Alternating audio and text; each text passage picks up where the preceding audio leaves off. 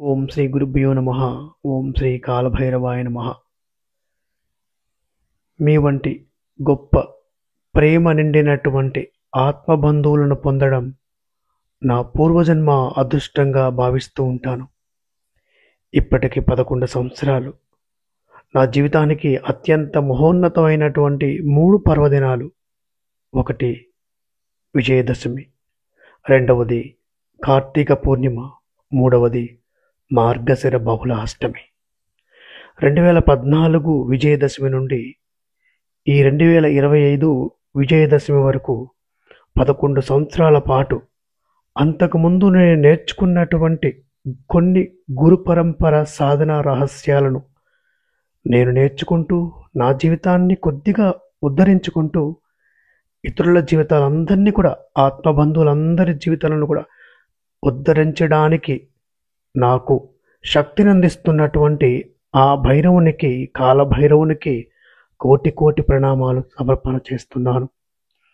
2002 నుండి 2013 వరకు 11 సంవత్సరాల పాటు అభ్యాసం, గురువులు, గురు పరంపర, గురు సాధన, గురు సంబంధించినటువంటి కీలకమైన రహస్యాలను శోధించడం, తెలుసుకోవడం, గురువును దర్శించడం, దేవాలయాలు దర్శించడం, మంత్ర సంబంధమైనటువంటి ఎన్నో మహాగ్రంథాలను చదవడం, అందులో ఉండే రహస్యాలను నేర్చుకోవడం, ఎంతోమంది జీవితాల్లో జరుగుతున్నటువంటి ఎన్నో రకాల పరిణామాలను, అలాగే ప్రారబ్ధ కర్మలను తెలుసుకోవడం, సాధన చేయడం, శోధించడం అంతా ఒక భాగమైతే, ఈ 11 సంవత్సరాల పాటు నేర్చుకున్నటువంటి ప్రతి అనుభవాన్ని కూడా నలుగురికి పంచడం, తెలియచేయడం నా పూర్వజన్మ సుకృతం.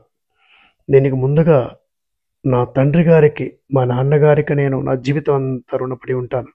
ఎవరికైనా మొదటి గురువు తల్లి అవుతారు, కానీ ఇక్కడ నా మొదటి గురువు తల్లి అయినా నా తండ్రి ఆ రోజున హై స్కూల్ విద్యలో 6వ తరగతి చదువుతున్నటువంటి ఆ సమయంలో ఖాళీగా ఉన్నప్పుడు అక్కడ ఇక్కడ కూర్చోవడం దేనికి, శివాలయంలోకి వెళ్ళి కూర్చోవచ్చు కదా, ఆ శివుణ్ణి నమ్ముకోవచ్చు కదా, ఆ శివుడిలోనే సమస్తమైనటువంటి శక్తి దేవతలు ఉన్నారు, నువ్వు ఆయన చుట్టూ ప్రదక్షిణ చెయ్యి, ఓం నమ శివాయ పంచాక్షరి మంత్రం జపం చెయ్యి, నీ జీవితం బాగుపడుతుంది అని ఆనాడు చెప్పినటువంటి ఆ యొక్క అమృత వాక్కు కారణంగా పరమేశ్వరుడికి పూర్తిగా నేను దాసోహమయ్యాను. ఆయన మంత్రాన్ని జపిస్తూ ఉన్నాను. సన్యాసాశ్రమ ధర్మం తీసుకోవాలి, బ్రహ్మచారి ధర్మంలో ఉండాలనేటటువంటి నా సంకల్పాన్ని గురువులు, మహాదేవుడే మార్చి 99% ప్రజలు జీవిస్తున్నటువంటి గృహస్థాశ్రమ ధర్మంలో జీవించడం మా పూర్వజన్మ సుకృతం. అందరికీ శుభం కలుగు.